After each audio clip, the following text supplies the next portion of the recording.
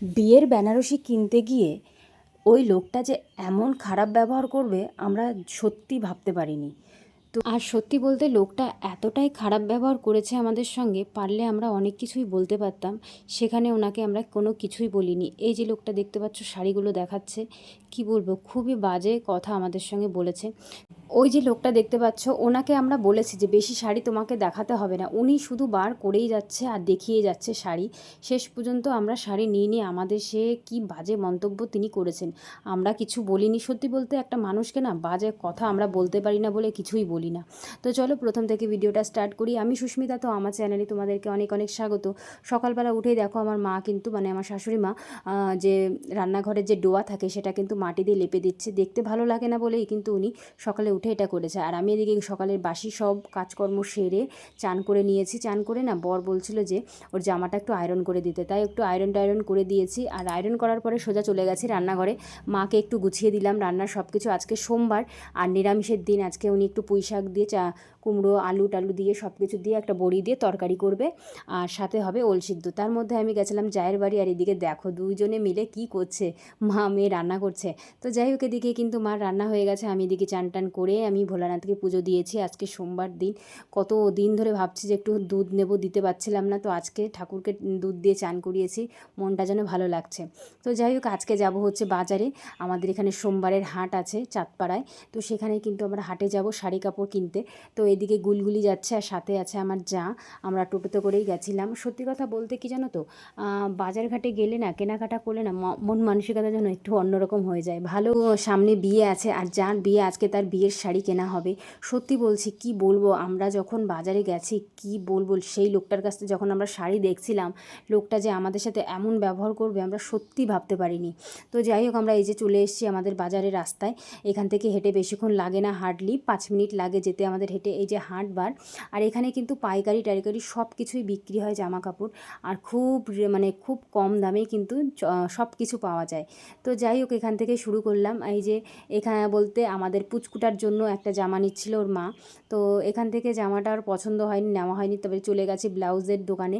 সেখান থেকে আমার যা একটা ব্লাউজ নেবে শাড়ির সঙ্গে ম্যাচ করে, কিন্তু ব্লাউজ ম্যাচ খাচ্ছে না। আমরা অনেক দোকান ঘুরে ঘুরে একটা দোকানে গেছিলাম, সেই দোকান থেকে আমার জায়ের একটা ব্লাউজ পছন্দ হয়েছে। আর তারপরে গেছিলাম হচ্ছে আমাদের পুচকুর জন্য জামা নিতে। সেখান থেকে এই যে ছোটো ছোটো প্যান্ট যেগুলো দেখতে পাচ্ছ, হাফ প্যান্ট, যেগুলো বাড়ি বসে পরতে পারবে, আবার কোথাও গেলেও পরতে পারবে, ভালো জামা কাপড়গুলো, গেঞ্জি টাইপের। তো ওইখান থেকে ওর জন্য কয়েকটা জামা কাপড় নেওয়া হয়েছে। তা ওকে আমি জিজ্ঞাসা করছি যে তোর ভালো লেগেছে, তো বলছে হ্যাঁ, ছোটো মানুষ তো জামা কাপড় পরলে, ছোটো ছোটো জামা পরে বেশ ভালোই লাগে। তো যাই হোক, এখান থেকে কিন্তু আমরা কেনাকাটা করে চলে গেছি আরেকটা দোকানে। আমার জায়ের যে ব্লাউজটা নেবে, এই যে ব্লাউজটা দেখতে পাচ্ছ ওর শাড়ির সঙ্গে ম্যাচ খাবে, তো এই ব্লাউজটাই কিন্তু আমরা নিয়েছি, বেশ সুন্দর ছিল। প্রথমে নিইনি, আরও 5 জায়গা ঘুরেছি, দেখছিলাম যে আরও একটু ভালো পাওয়া যায় কি না, তো সেখান থেকে ভালো কিছু পাইনি, লাস্টে এই দোকান থেকে এসে কিন্তু নিয়েছি। তারপরে চলে এসেছি আরেকটা দোকানে, দেখো ছোট বাচ্চাদের কত সুন্দর জামাগুলো দেখে মনে হচ্ছে সেই ছোটোবেলাকার কথা মনে পড়ে গেল। তো যাই হোক, এখান থেকে নিলাম হচ্ছে পুচকুর জন্য আরেকটা জামা। তো দুটো জামা এখানে দেখা হয়েছে, তোমরাই বলো এখানের থেকে কোন জামাটা বেশি সুন্দর লাগছে। দুটো জামাই কিন্তু খুবই সুন্দর। তো এই যে সবুজটা দেখতে পাচ্ছ, এই সবুজটা নেওয়া হয়নি, পাশে যে আরেকটা কালার আছে ওই কালারটা নেওয়া আছে, দুটোই ভালো লাগছিল। তো যাই হোক, যে কোনো একটাই নেওয়া হয়েছে। এখান থেকে নিয়ে টিয়ে কিন্তু আমরা বেরিয়ে পড়েছি। তো আমি পুচকুটাকে জিজ্ঞাসা করছিলাম, বাবা তোর জামাটা কেমন লাগছে তাই বল। বলছে খুব সুন্দর হয়েছে। বাচ্চা কাচ্চার জামা কাপড় পছন্দ হলে বেশ ভালো লাগে, তাই না? তো যাই হোক, ও কিন্তু হাতে ব্যাগটা নিল, দেখো জামাটা। তারপরে আমরা যাব হচ্ছে যেটা বলেছিলাম যে শাড়ি নেব বিয়ের জন্য, তো ওরা এখনও আসেনি দিদিরা, তো দিদিরা আসলেই কিন্তু জামাকাপড় কেনা হবে। তার মধ্যে আমরা টুকটাক যা কেনার কিনছি। আমি একটা ব্লাউজ দেখছিলাম পিঙ্ক কালার, সত্যি বলছি কোনো জায়গা দেখে পছন্দ হয়নি। তো এই দোকানে অনেক ভ্যারাইটিস ছিল, একটা পিঙ্ক কালার পছন্দ হয়েছিল, কিন্তু ওটা একটু সিম্পল, কিন্তু যাই হোক আর নেওয়া হলো না আমার। লাস্টে মনে হয় বাড়িতে যা আছে তাই পরতে হবে। লাস্টে নিয়েছিলাম কি জানো, একটা জুতো, 100 টাকার জুতো, সেটা দেখলে তোমরা অবাক হয়ে যাবে, ভাবতেই পারবে না যেটা 100 টাকার জুতো। যাই হোক, দেখতে থাকো ভিডিওটা, স্কিপ করো না, অবশ্যই বুঝতে পারবে। আর তারপরে চলে এসেছিলাম আর যা আর একটা দোকানে একটা কুর্তি নেবে বলে, তো এখানে 3 পিস কুর্তির দাম একটু বেশি চাচ্ছিলো, আমরা সেখান থেকে নিয়ে নিই।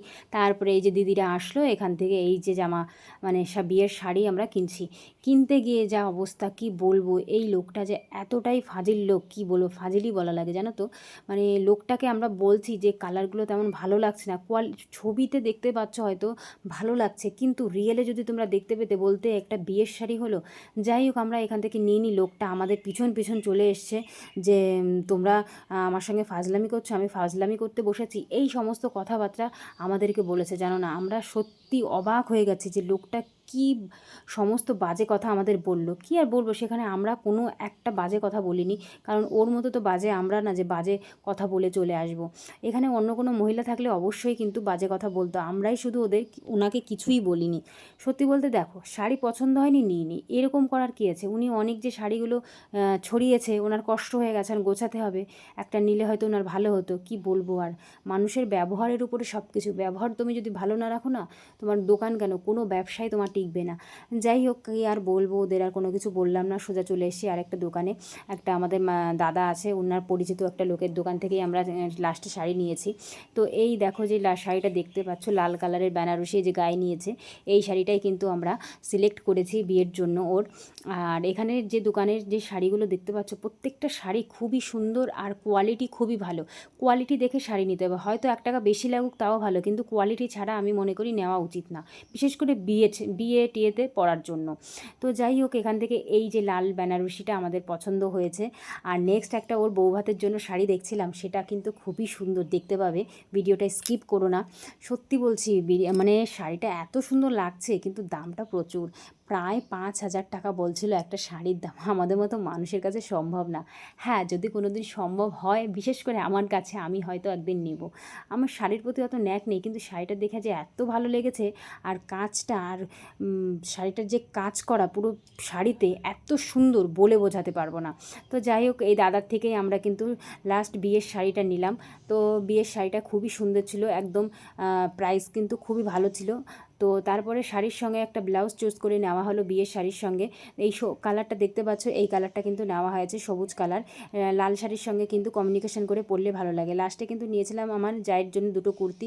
তো যাই হোক, ভিডিওটা এই পর্যন্ত শেষ করব। ভালো থেকো, সুস্থ থেকো সব।